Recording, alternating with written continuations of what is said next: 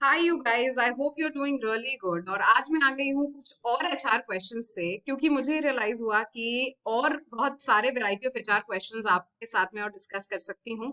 तो मैं कुछ और इम्पोर्टेंट एचआर क्वेश्चंस के साथ आपके साथ लौट आई हूँ। सो मेक श्योर कि आप मेरे पुराने एचआर क्वेश्चंस के साथ गो थ्रू करें, क्योंकि वो थोड़े से बेसिक हैं और ये थोड़े से एडवांस्ड क्वेश्चंस हैं। तो मेक श्योर कि आपने मेरी पुरानी वीडियोस भी देखे हों और उसके साथ आप मेरे साथ यहाँ पे भी इन वाले वीडियोस में भी रहें।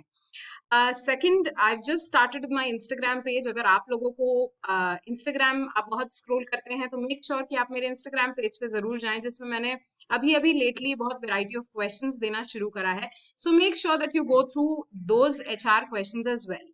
ओके, सो अब हम शुरू करते हैं हमारे एचआर क्वेश्चंस के राउंड को। And thank you so much guys, आपने मुझे अभी तक बहुत प्यार दिया है, बहुत सारे सब्सक्राइबर्स दिए हैं। मेक श्योर कि आप मेरे साथ इसी स्पीड से बने रहें एंड आई मेक श्योर कि आपका इंटरव्यू जरूर निकल जाए। अगर आपको कोई भी क्वेरी हो एचआर इंटरव्यूज को लेकर या किसी भी तरह के इंटरव्यू को लेकर, तो प्लीज मुझे कमेंट सेक्शन में जरूर बताएं, या मेरा इंस्टाग्राम पेज पर्सनालिटी डॉक्टर के नाम से है, उस पर जरूर मुझे बताएं, उस पर मुझे मैसेज करें and I will reply to you personally. अगर आपको रेज्यूमे को लेकर कोई इश्यूज हैं, आपको अगर किसी भी तरह के इंटरव्यू रिलेटेड कोई भी क्वेरीज हैं, तो प्लीज आप मेरे साथ बने रहें। तो हम बढ़ते हैं हमारे एचआर क्वेश्चंस की तरफ। तो ये आ जाते हैं आपके कुछ जो वेरीफाइड क्वेश्चंस हैं। तो हम यहाँ पे क्या क्या पढ़ने वाले हैं मैं आपको बता दूं। तो मेन टॉपिक्स हैं हमारे पास यहाँ पे as HR questions. HR questions में भी क्या क्या, what does the HR see when he means to ask you questions. Make sure कि आप जब अपने माँ बाप को जवाब देते हैं तो आप आपके लहजे में जवाब देते हैं, पर जब आप अपने दोस्त से बात करते हैं तो आप तू तड़ाक करके बात करते हैं। तो बेसिकली एचआर से भी हमको वही जवाब देना है जो एचआर सुनना चाहता है। तो मैं यहाँ पर आपकी वो स्किल्स डेवलप करवाऊंगी जो एचआर सुनना चाहता है। एंड आप कभी भी I am telling you again कि आप कभी भी किसी इंटरव्यू में रिजेक्ट नहीं होंगे। So how do you answer to the HR so that you get selected. तो अब मैं आपको यहाँ पर कुछ ऐसी टिप्स एंड ट्रिक्स भी बताऊंगी जिसमें आप सिलेक्ट हो जाएंगे, और सिलेक्ट होने के बाद आई एम प्रीटी श्योर कि आप मुझे थैंक यू कहने जरूर आएंगे इस पेज पे। ठीक है, सो नेक्स्ट जाता है, prepare yourself with the most common questions. It could be the difference between landing and losing a job offer. इसका मतलब ये है कि अगर आप एक बहुत अच्छे कॉमन क्वेश्चंस को प्रिपेयर करके चले जाते हैं तो आप ऑब्वियसली ऑफर लेटर हाथ में लेकर आएंगे, नहीं तो you will be landing losing the job. आप उस जॉब को इजीली लूज कर सकते हैं। सो मेक श्योर कि आप उस जॉब ऑफर लेटर को जरूर अपने साथ घर लेकर आए, पर उसके लिए आपको बने रहना पड़ेगा मेरे साथ। सो सबसे पहला यहाँ पे मैंने देखा कि लोग जो एचआर होते हैं वो आपके प्रोजेक्ट्स को लेकर क्वेश्चंस करते हैं। तो प्रोजेक्ट रिलेटेड क्वेश्चंस हैं यहाँ पर। That goes like, talk about the project. सबसे पहला बहुत कॉमन क्वेश्चन है कि talk about the project. Talk about the project में आपको क्या बोलना है कि when you talk about the project by speaking about the role in the project, यानी आपका रोल इस प्रोजेक्ट में क्या था। दूसरा ये हो सकता है complete, how did you complete the project, यानी आपने अपने प्रोजेक्ट को कैसे कंप्लीट करा, आपको ये बताना है। दूसरा आप ये कह सकते हैं कि मेरे पास ये टीम मेंबर्स थे, और अपने टीम मेंबर्स के बारे में बताएं, अपने प्रोजेक्ट के बारे में बहुत अच्छे से बताएं। यहाँ पर बेसिकली आपको स्टार एनालिसिस यूज करना है। स्टार एनालिसिस क्या है, इसके प्रीवियस में मैंने वीडियो डाला हुआ है। स्टार्टिंग फ्रॉम अराउंड फेब्रवरी हमने स्टार एनालिसिस पढ़ना शुरू करा था। तो मेक श्योर कि आप स्टार एनालिसिस जरूर पढ़ें, क्योंकि वो बहुत ज्यादा काम की चीज है।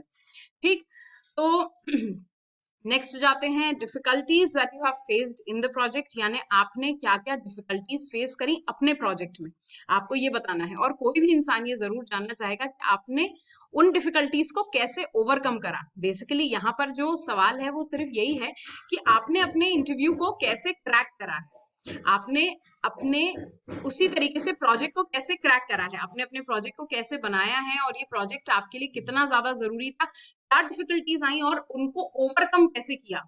एक्चुअली एचआर यही देखना चाहता है कि अगर आपके पास कंपनी में कोई डिफिकल्टी आ जाएगी तो आप उसको कैसे ओवरकम करेंगे।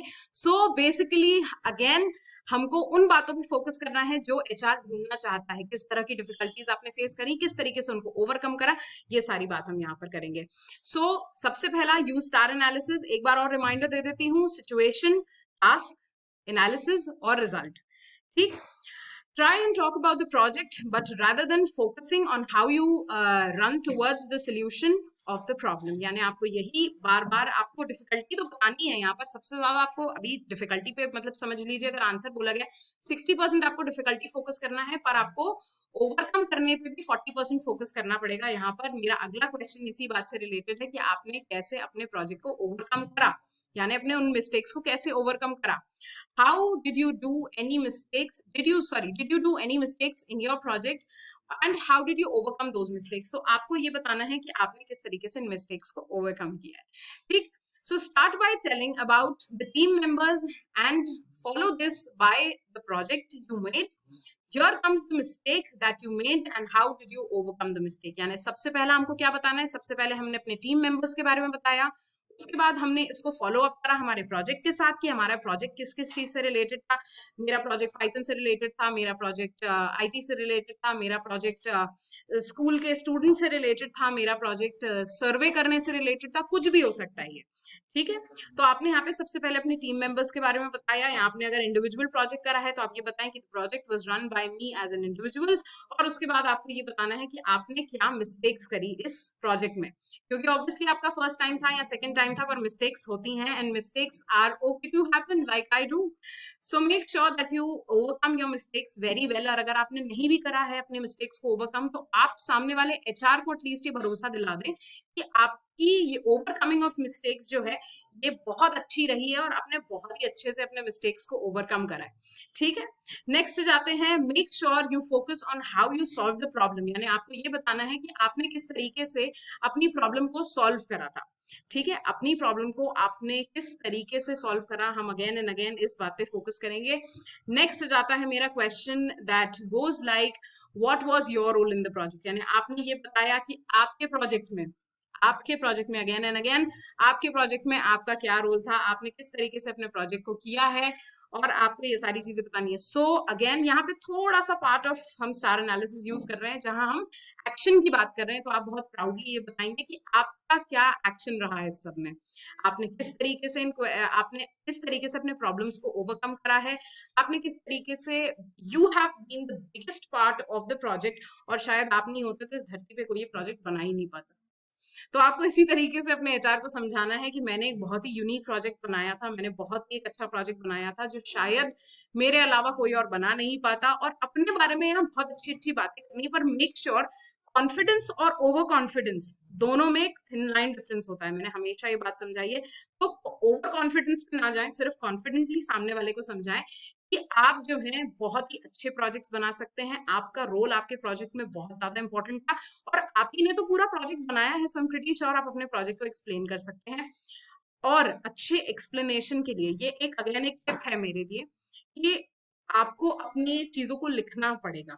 ठीक है, अगर आपको कोई भी प्रॉब्लम होती है तो आप मुझे फोटो खींच के मेरे इंस्टाग्राम पेज पे भेज सकते हैं, मुझसे पूछ सकते हैं, मैं आपकी क्वेरीज वहां पे जरूर हैंडल करूंगी, and I handle the page personally, इसीलिए आंसर आपको मैं ही करूंगी। ठीक, नेक्स्ट जाता है, how did you what was the outcome of the project. Again आपसे एचआर जो है ये पॉजिटिव फीडबैक की उम्मीद कर रहा है, तो आपको हमेशा हमेशा यही बात बतानी है कि आपने किस तरीके से अपने प्रोजेक्ट का आउटकम एक पॉजिटिव रिजल्ट दिया। ठीक है ना, आपके आउटकम में आपको सिर्फ और सिर्फ पॉजिटिव रिजल्ट्स की बात करनी है कि किस तरीके से एक पॉजिटिव आउटकम रहा है आपका पूरा प्रोजेक्ट। ठीक है, तो हम यहाँ बात करेंगे, so will be talking about the outcome, how did you overcome the struggles that you had to face during the project, talk about how impossible the project was, yet you made it and the end was successful। यानी आपने ये बता दिया कि and जो था वो काफी सक्सेसफुल रहा, भले वो सक्सेसफुल नहीं रहा हो ये कोई प्रॉब्लम नहीं है, पर आपको बताना यही है कि आपका प्रोजेक्ट जो था was a very success project, और आपने बहुत ही अच्छे से अपने प्रोजेक्ट को कंप्लीट करा है। सो हम यहाँ पर यही बात करेंगे कि इसका आउटकम जो था वो बहुत पॉजिटिव था। ये चीज स्टार एनालिसिस से बहुत अच्छे से समझी जा सकती है, तो मेक श्योर कि आप इससे पहले पुरानी वीडियो में स्टार एनालिसिस पे जरूर फोकस करें और उन क्वेश्चंस को जरूर एक बार गो थ्रू करें, क्योंकि वो क्वेश्चन सिचुएशनल और बिहेवियर लाइक क्वेश्चंस हैं। अगर आपको कोई सिचुएशन में पुट अप कर देता है, ये बेसिकली एक सिचुएशन ही आपसे अगर आपको प्रोजेक्ट एक्सप्लेन कर दिया तो आपको एक सिचुएशन में डाला गया यहाँ पे।